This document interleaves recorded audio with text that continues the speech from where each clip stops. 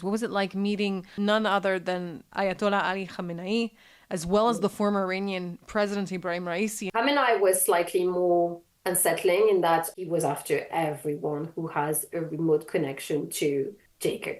So all And Jews, essentially. if you really follow the logic of the regime, it also means Christianity. I find myself across someone who literally architected the horror that we see today, someone who wanted so desperately to destroy not just America and democracy with a capital D, but the state of Israel, including myself.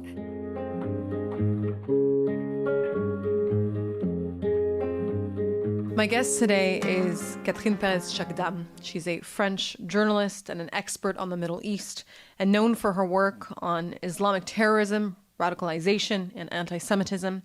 She's a former consultant for the UN Security Council on Yemen.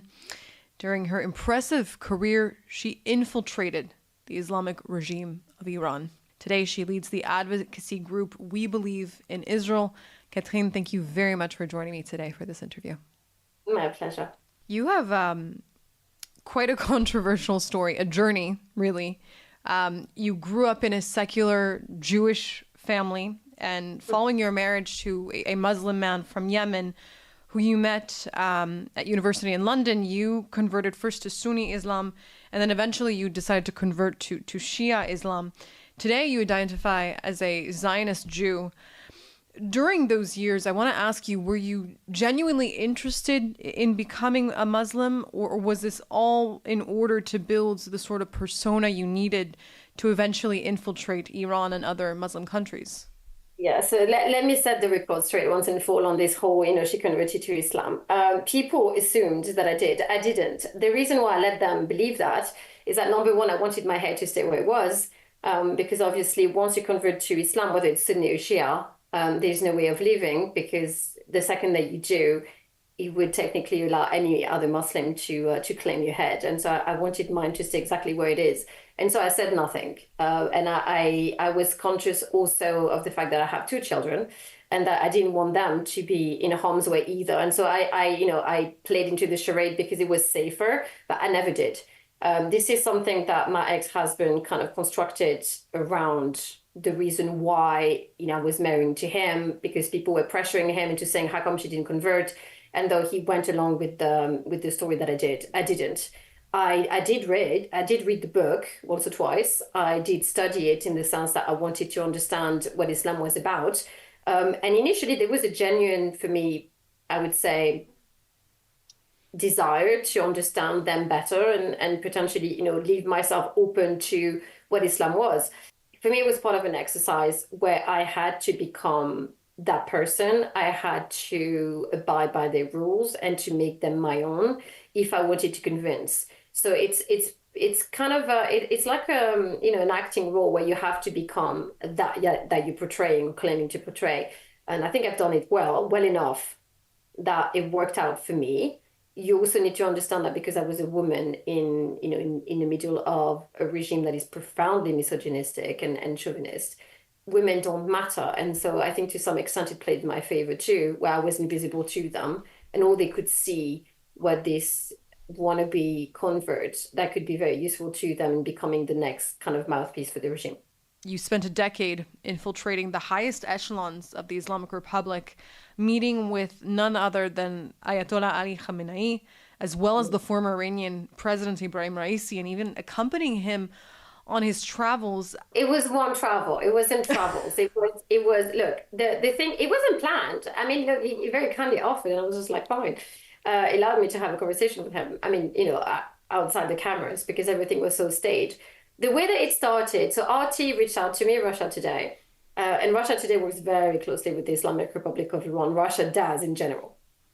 And they asked me, because I have a French passport, and obviously when you're French and you want to travel to Iran, it's a lot easier than if you have a British passport or another passport, in that your visa is given to you directly and automatically upon arrival in Tehran. And so for me, it was easy to come and go. And at the time, I knew already Nader Talebzadeh, who was then the chief propagandist of the regime. And so RT told me, can you organize an interview? And I was like, well, I can try. I did. And Nader told me, that's no problem, you can come. And I was literally the only foreign journalist at the time who was allowed to interview a presidential candidate on the eve of the election, which literally unheard of. I'm not sure that looking back, he was really happy about this. So when I arrived in Tehran, I had to follow him on the campaign trail because he was moving around and it was impossible to kind of pin him down. So we went to Rasht, which is north of the country, not too far from Azerbaijan at the border. And when we were there, my plane was the next day, and the trip by car I think was between 4 to 5 hours, something like this. And so Raisi at the time was very kindly told me, "Oh, when are you flying back?" And I told him, "Well, tomorrow morning, super early." And he was just like, "Why don't you come back with me to Tehran? Use my plane. We're not going to let you drive back all the way." And I was just like, "Well, thank you very much." And that's how it happened. So it wasn't so much like a long trip. It was an hour plane drive. What was it like meeting Khamenei and Raisi? What were they like? He was a bit of it was a teleprompter. It wasn't someone. He came across as trying very desperately to appear smart, and to some extent he did come across as smart. But as soon as you scratch a little bit, it's someone that is always very empty, a narcissist for sure. But they're all raging narcissists, so there's no surprise there. Someone that was very indoctrinated, but it was more the cult of the personality for him, is that he wanted to build this persona of almost a demigod, where he was the incarnation of the regime. He was going to be the next great leader of the Islamic Republic, and he had ambitions that were absolutely insane. Khamenei was slightly more unsettling in that I found myself across someone who literally architected the horror that we see today. Someone who pushed for the colonization of so many different countries across the Middle East and the Islamic world. Someone who wanted so desperately to destroy not just America and democracy with a capital D, but and he was asking me, "Do you understand what we mean by death to Israel?" And I was just like, "Well, kind of in the name, but okay, go ahead, give me your explanation." And he was actually talking about the sons and daughters of Jacob. So it was the biblical Israel, not the state, not just state. He was after everyone who has a remote connection to Jacob. So all Jews, essentially. But you can understand it like that, and initially I did it like that. But if you really follow the logic of the regime, it also means Christianity. So it's not just a war against Israel; it's a war against. Not just a war against Israel. The Judeo-Christian. The West is a Judeo-Christian world, and if we look back, Jacob is kind of a thing in the Bible too, as well as the Torah. So it's not just about us, and this is something I don't think the Christian world understands altogether. You can see it, and the problem is a lot of the time the regime does actually tell you exactly what they want to do and how they want to do it, except that the West does not understand what they mean by it. When you see lately, there's been a whole movement across social media trying to liken Jesus with Islam, saying, "Oh, he was a Palestinian and he was a Muslim and he was a whatever." This is an attack on the Judeo-Christian world. This is quite clear.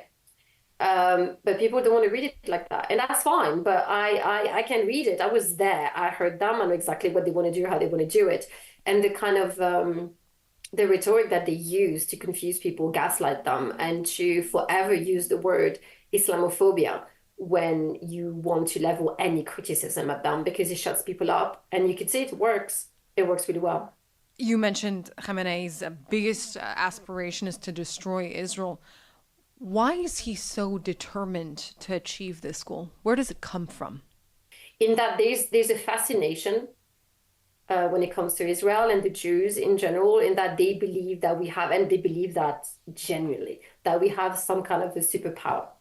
They believe that the Jews are at the same time the oppressor, but the oppressor that needs to be oppressed. And it makes no sense, because several times I told them, well, if you genuinely believe that Israel and Jews in general have this superpower, this ability to rise above, this ability to control, this ability to manipulate and do all the things that you accuse the Jewish world of doing, then your battle is kind of it's pointless, because you're going to lose. If they control everything, how are you supposed to battle them or to battle with them? And they're like, no, but because it's in our book, we're going to win.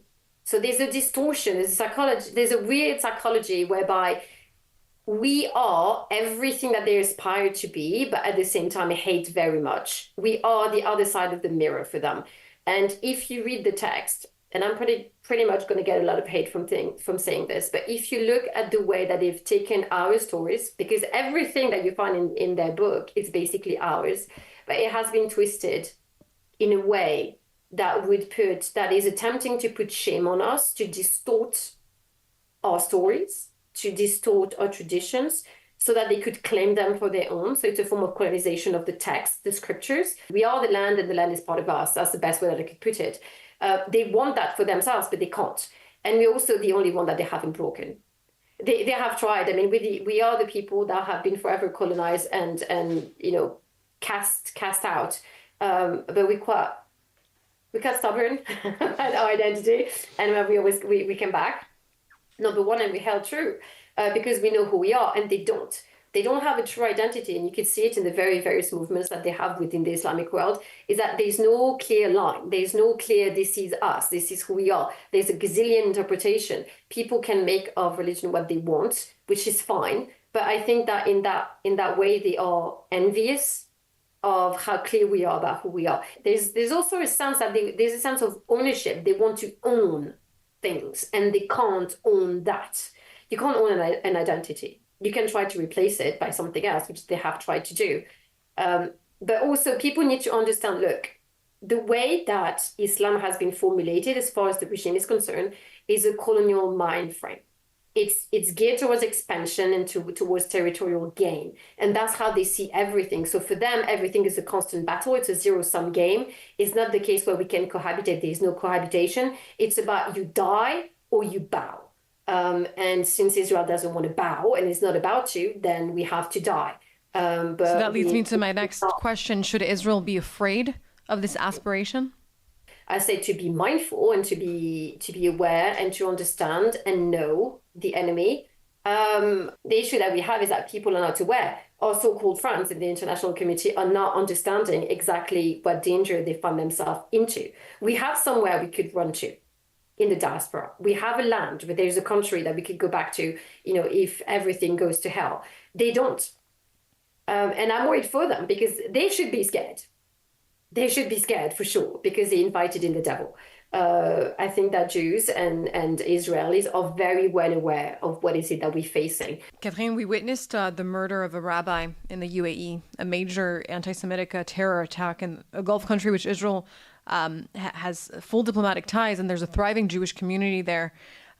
Israel suspects that Iran was behind this. My question to you is, in your opinion, is this part of Iran's strategy of indirectly striking back at Israel by targeting its citizens abroad? Look, 3 years ago, at the time I was working for the Henry Jackson Society, and I went to the Jewish Chronicle with the story, and I swear to God, at the beginning, they looked at me thinking, like, this woman is mad. I was basically telling them about how the RSGC was mapping out the Jewish community, that we ought to be very, very careful. And then I went on to proceed to warn them that actually beyond the mapping out, there was obviously a point as to why they were doing it. There was a plan, and there was several protocols set in place in order to strike at Israel in a way that hadn't been done before. And by that, what they wanted to do is to strike at the diaspora. And the reason why is whether or not Jews in the diaspora identify as an extension of Israel matters very little, because in reality they are. We are somewhat of, spokespeople. We represent the Jewish community outside of Israel.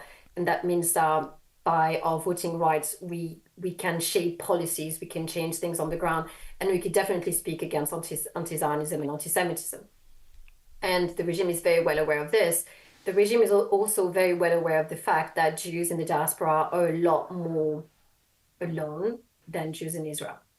In that, in Israel, there's a state, there's laws, it's governed, there's a military, so things are set in place to protect. In the diaspora, less so, we are literally at the mercy of, whatever government we find ourselves under. And so what they want to do, and they have done it was to basically create a situation whereby Jews in the diaspora would get targeted. And not necessarily in a grand fashion. It could be just, one murder at a time, or the kind of thing that we've seen in Amsterdam or in Montreal or in Paris, where things are being set up and creating a lot of negative press coverage and a sense that, oh, Jews are being identified and isolated and pinpointed as the source of potential threats to national security. That's the story that the regime wants to tell. To your time in Iran, and I want to ask you, how do all the regime's senior officials obey Khamenei, even at the cost of their country's collapse, both economically and socially? They don't care. They don't care. Again, see, this is the biggest problem that we have. We're looking at the decision that they make and the thing that they do through our own particular lens and bias, thinking, obviously you want what's best for your country. No, they don't. They don't.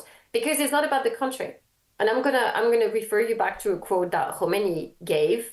It was during the Iran-Iraq war when Tehran was getting bombed and they were begging him. I mean, his officers were begging him to sign a ceasefire. And he told them, I don't care if Tehran burns. I don't care if the whole of Iran dies under the bombs. It's not about Iran. Iran is just a convenient place where we started that revolution. It's about the cause. It's about this bloody Islamic revolution that they are high on. They don't care about people. They don't care. For them, it's winning at whatever cost, winning anywhere. Iran is just geography for them. There's no loyalty to a flag. There's no loyalty to a land. There's no loyalty to a people, even not to their family. It's a loyalty to the supreme leader, this man that convinced them somehow that he was almost a god among men because everything goes through him. In your rare interviews after revealing your true identity, you mentioned several times the corruption, both moral and financial, is widespread throughout the regime, even at its highest levels. I guess this goes back to what you've been saying, but I have to ask you, why is that? They present themselves as devoutly religious people. How does that align? Well, I can tell you something. If that was devotion to faith, I would run in the other direction really quickly. It's a travesty. There's an inversion of values. So whenever they present themselves as those great devout men, religious men, they're not. They lie. It's a lie. It's a parody of. They pretend. It's an act that they put on. I mean, look, when you have people that advocate for child marriages, I mean, you need to ask yourself, are you feeling okay today? Those people are advocating for women to be brutalized and justifying the most horrible crime against women, rape. A woman that would go in Iran and accuse someone of raping her would be then accused of having an extramarital affair, and then she would be put to death. Can you imagine?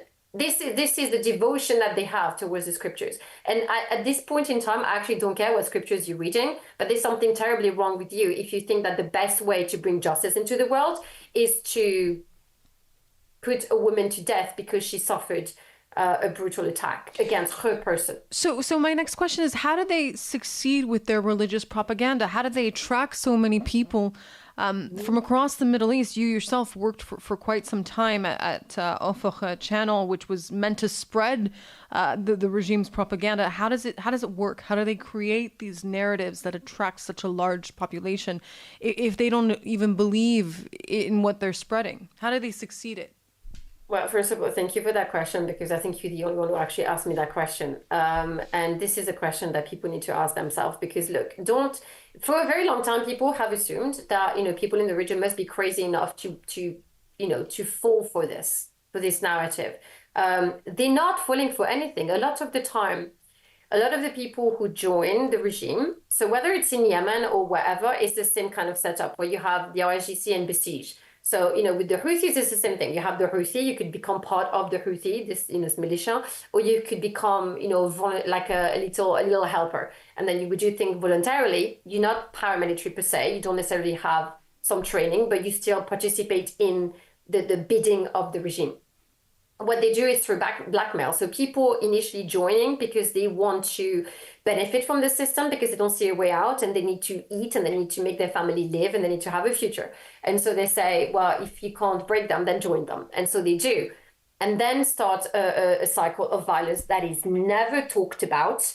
I'm yet to find people willing to testify where violence is exacted against them. And when I say violence, it could go from being tortured to being, sexually abused. There's a whole kind of thing. There's different things that they can do against you. And within Iran, you have, and many people can attest to this, there is a department within the RGC intelligence services that caters specifically to sexual violence. And they have psychiatrists, they have a whole bunch of people working there. And those people have established, number one, that the threat of sexual violence against women works better than the actual act. And it's very different for men. For men, it's the opposite, is that you need to first abuse them, and then you could better have a psychological hold onto them. They caught into a chokehold. And what they do is that they threaten you with blackmail, telling you if you don't participate, if you don't do exactly what we're going to tell you to do, it's going to happen to you again, and it's going to happen to your loved ones. And then, of course, people have to play the part and abide by the rules of the regime, because doing otherwise would be the end of them, the end of their name, the end of what they believe to be their standing in society, because people would know what has happened to them. And in the Middle East, you know as well as I do, that rape and sexual violence is taboo. You can't talk about it. And there's a degree of guilt associated with that, where people don't see themselves as victim. And I'm not saying victim is in victimhood, but you have been the victim of a crime. And the guilt is not onto you, it's onto the people who committed that crime against you. You are free of whatever guilt they're trying to put on you. But people are being gaslighted, and they're using Islam to stalk people, because obviously in Islam, it's all about, you know, being a good woman, a woman of good standing, or a good man, a good father, a good this. How can you be the head of any family if you have been brutalized by the regime? So, and on we go. And that has spread out across Lebanon, across Syria, across all the Shia crescent. And the last thing that I would say is that the reason that we've seen October 7 happen, the horrors that we have seen played out on October 7 did not happen in a vacuum. They have been well rehearsed, not against Jews and against Israelis, well rehearsed amongst each other, which is why most people across the Middle East were not that shocked. The reason why they were not shocked is not because they didn't care that it happened to Jews, but this is something that has become so normalized within the Shia crescent that they don't even see it or perceive it as to be a crime or even a violent act against a person, because it's another Tuesday for them. And I know it sounds horrible and it sounds terrible to say, and this is not me saying that people in the region have no moral compass. What I'm saying is that the people within the bounds of the Islamic Republic of Iran and its proxies have been so traumatized and brainwashed into this cycle of violence with no hope of being out of it, that they can't see straight or think straight anymore. I mean, look, I was able to walk in and walk out. So, you know, they are good, but not that good. And I'm not that great that, you know, I'm special. I did it because I could. So that's really that. There was nothing particularly special about me other than the fact that I was very angry and I wanted to be vindicated, and I wanted to seek revenge. Not the kind of revenge that people think. For me, it was to redress the balance. I wasn't about witnessing the horrors that I witnessed or the kind of thing that, you know, was said to me, or, you know, and do nothing about it. So would you say that was your motivation all along in infiltrating the Islamic regime? Look, at the beginning, it started off because I was angry to have suffered and witnessed, you know, a level of anti-Semitism that I don't wish on anybody. But again, I'm not a victim. I mean, I walked in there willingly. I was naive and stupid. Let's put it that way. I was young too. And, you know, I paid for my mistake dearly, but I wanted my mistake to mean something for me. And also I wanted to atone. It's been a theme in my life where I felt that I felt that betrayed. And for me, it was more betraying my family and what they had to go through for me to even breathe. You've said that those encounters with the leaders of the Islamic regime left you with an urgent sense of the Iranian threat from the IRGC. Today, one of your biggest missions is to convince the UK to prescribe the IRGC as a terror organization. But London, as you've mentioned over and over again, is reluctant to cut ties with Tehran at a time, quote, when Iran is causing such danger to the world. They believe that diplomacy is the answer. Well, it's nice that they think so. I don't understand why they do. I think, you know, they are stuck in this they have this one narrative that they want to hold on to, thinking, oh, we can contain, if we can appease. You can't appease Islamofascism. I mean, look, we tried to appease Hitler. We saw exactly what happened in the end. We had to exert so much energy and resources in order to defeat it. that for me, it begs the question, what are you waiting for? Like, how many times do we need to see the same thing happen over and over again for you to understand that there's a lesson there? Stop doing it. It doesn't work. People who tend to bully people in other nations will never stop. You have to make them.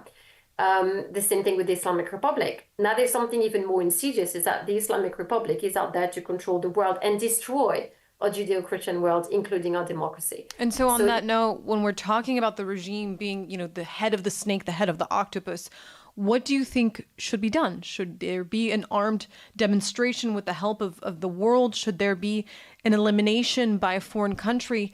And if so, do you think that after the death of these mullahs, or the elimination of the regime, is there a possibility that after him the regime will fall as well?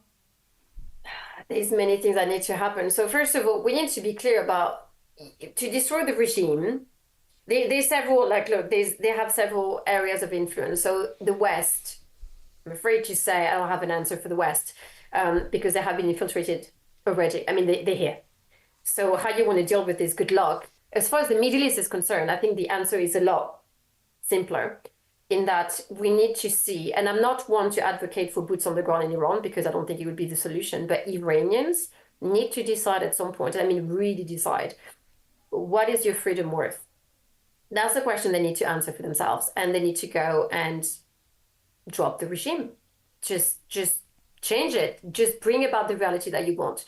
As far as we are concerned, and I think that Israel is doing it really well, is to go after the proxies and eliminate them and make sure that they can't even sniff oxygen anymore or breathe, under the light. That if they want to get stuck in the tunnels, that's fine by me, stay there and don't come out. And we're doing this. You need to demonstrate across the Islamic world and the Arab world that there is no backing the Islamic Republic without paying a price that is so dire that is not healthy for you to do so. And I think we've proven that. The Arab world is also to take accountability for what it allowed, because it has allowed. It also needs to get over itself and, the Abraham Accords. You need Israel as much as Israel needs you. The region could rise as a superpower, in my mind, very quickly, if only there was an alliance between Saudi Arabia and Israel and other countries in the region. And it will happen. It will happen. But they need to decide for themselves, do you want to be a friend of the Islamic Republic and peddle to fear? Or do you want to be in the side of progress and the future? I think that the answer will come, and it will be us. And it will be fine for the West. And we will be okay, because we can outroot the regime. The regime will die out. The problem is ideas have a tendency, if education doesn't grab hold immediately and people are being reformed, it tends to move and migrate. And I'm afraid that, we will be very good at getting rid of the regime, militarily speaking. We've done it with Hamas, we've done it with Hezbollah, it's going to happen with the Houthis. Also, allegiances will swap very quickly when there's no money coming in. That means dealing with the Muslim Brotherhood too, because, Hamas is not just one thing. And the RSGC is in collusion with the Muslim Brotherhood, let's be clear. So we need to deal with those things, but we can deal with it regionally. That's what I'm trying to say. Now, when it comes to the West, I don't know, because they haven't woken up to Islamist fascism yet. They still think that, they are the good guys, or that we could talk to them. Good luck having that conversation. We've had that conversation for quite some time. Saudi Arabia decided to outlaw the Muslim Brotherhood for a reason. So ask Egypt how it went, with a little brush with the Muslim Brotherhood. Didn't work out so well for them. And, now they are at war with the Muslim Brotherhood. So if within the region, Arabs understand the danger of Islamofascism, why can't we, is the question that I would like the West to answer. Why can't you? Why can't you get it? Catherine Perez-Shakdam, thank you very much for joining me today. My pleasure.